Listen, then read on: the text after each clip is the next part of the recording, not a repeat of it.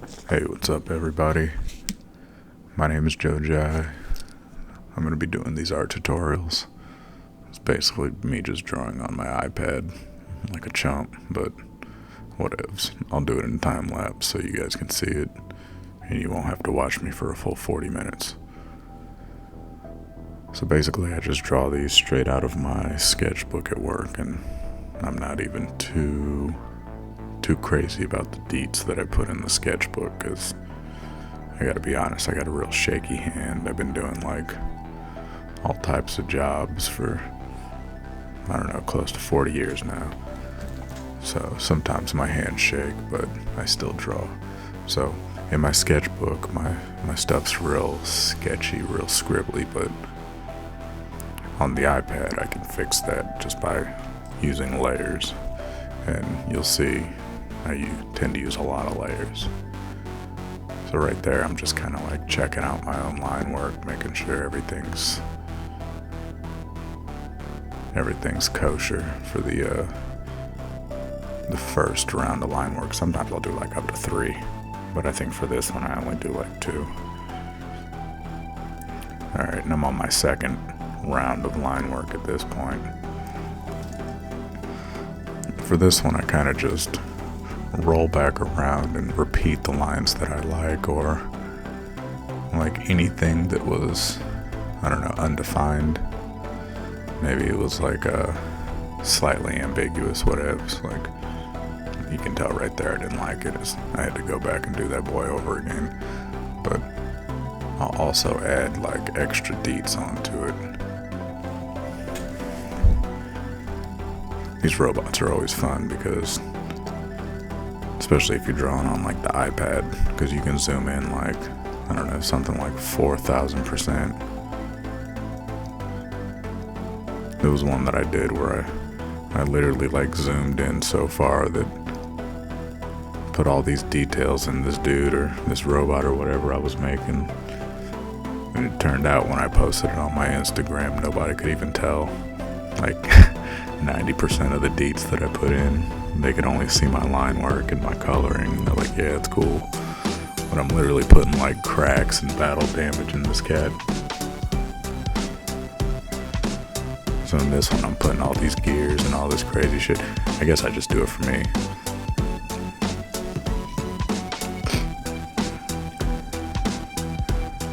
Like that.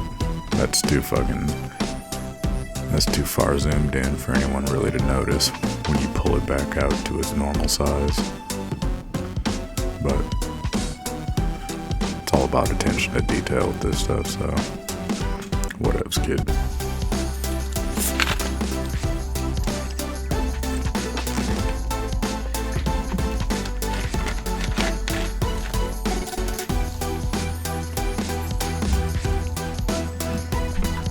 A lot of these when I grab them from my sketchbook, I just grab something that I think will look halfway cool.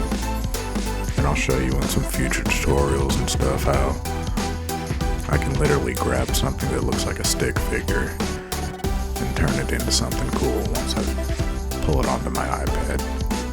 So the iPad Pro is pretty ill because I use to paint, I use Autodesk SketchUp or Autodesk Sketchbook. And I used to, when I would do stuff on the computer with my Wacom or in Photoshop or whatever, I'm pretty decent at that as well. But what I would used to do is I would scan them in on the scanner, and you'd have to get a good scan. To get a good scan, you gotta have clean line work already. Like, that's almost completely against my alignment. In my sketchbook, there's very little clean line work. It's all shaky hand, Joe at work, Joe drinking 8 cups of coffee, whatevs. So, but with the iPad Pro, what's real ill is they got a pretty icy camera on that boy. All you gotta do is have halfway decent lighting. It could be natural lighting, it could be studio lighting or nothing like that. But take you a decent pic, pull it into whatever program you're using. Like I said, I'm using Sketchbook, and you can just kind of lay it, orient it however you need to. which is what I do, and then essentially on top of that I just draw layers and get my line work. If I did any real heavy value or shadowing or stuff like that, I'm gonna copy that over. I'm gonna transfer that as well. But for the most part, I just get the line work, and then since I've already drawn it once, I kind of know in my head what I'm going to do. Now those deets right there, the little fucking knuckle screws, I didn't know I was going to do that. That was just spur of the moment, Genius Joe. He comes out sometimes. Say hello if you see him. I don't know that cat. Alright, now here I'm just adding a little bit of like a grayscale. And a lot of times I'll add more than just one layer of grayscale. I won't keep everything the same color gray, but I think in this one I do. It's just easier to, make a full picture if you have like a solid color on whatever your subject is, you know what I mean? I always like to pick gray. And here I use this right here. This is the airbrush.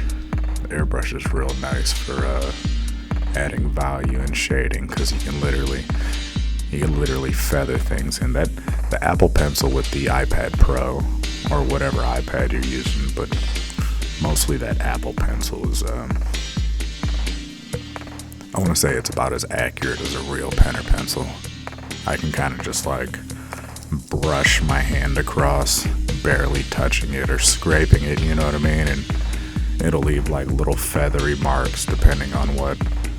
If I'm using the pen tool, it'll leave little like feathery pen marks. If I'm using the airbrush, it'll barely like apply it. So, and like I said, I've used Wacom's before, and it's night and day. It's like when I used the Wacom, I almost had to reteach myself how to draw digitally. Apple Pencil, you don't have to do that. You can almost just draw like how you would draw naturally, and it accepts that. The only thing I don't dig about the iPad is that the Adobe programs, or the app, like the ones you would get on your phone, even though the iPad has basically the power of a regular computer, even better than some computers, like the computers I worked with at school, like that iPad beats them. But for some reason, they can't give me real Photoshop. They just got the quick on-the-go apps, which are, I hate to say it, Adobe, they're pretty garbage. That's French if you didn't know. It's not, but, whatevs.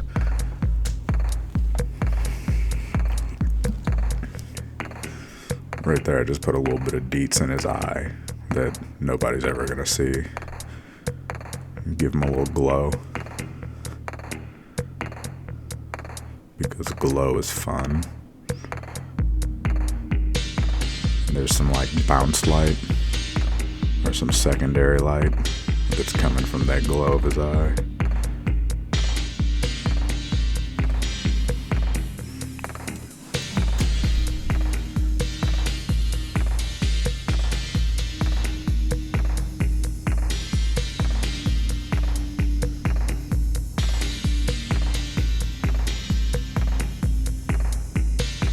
Yeah, I remember going back like 2 or 3 times on this, because I couldn't get the level just right of how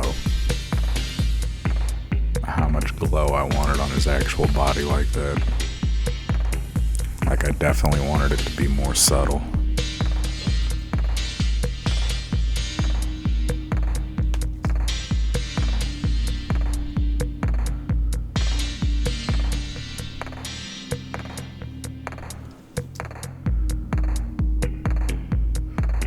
Yeah, that's better.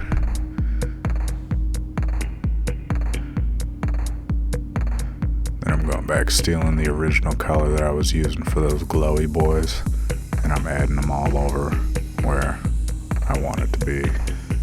Turn the glow back on, make it subtle.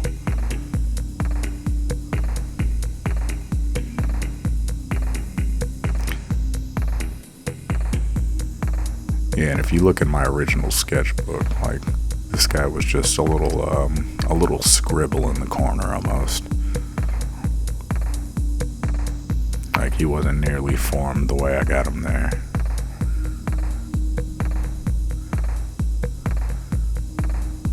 Now I'm over here doing the background touches and whatnot.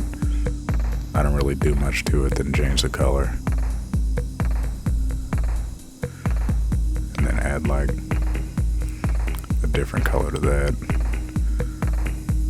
Which in retrospect, I probably should have picked something different. Whatever though.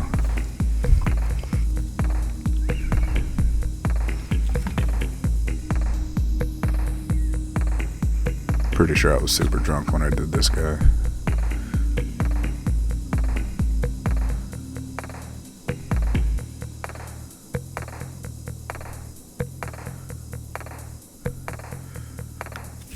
Right on, so check this out.